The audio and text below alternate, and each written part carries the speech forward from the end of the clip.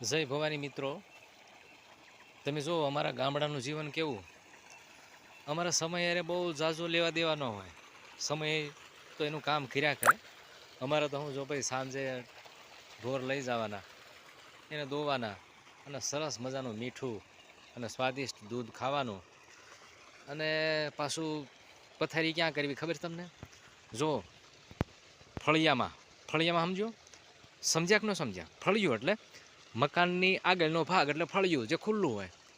એ ખુલ્લા ફળિયામાં ખાટલો ઢાળવાનો, ઉપર આસમાન ને હેઠે ધરતી, એ સરસ મજાની મેઘલી રાતનો આનંદ માણવાનો.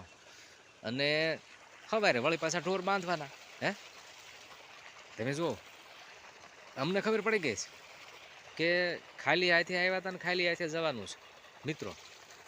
તો મોજ માર્યો, અને થાય તો બીજાને મદદરૂપ થાવ, અને મોજ માર્યો બસ.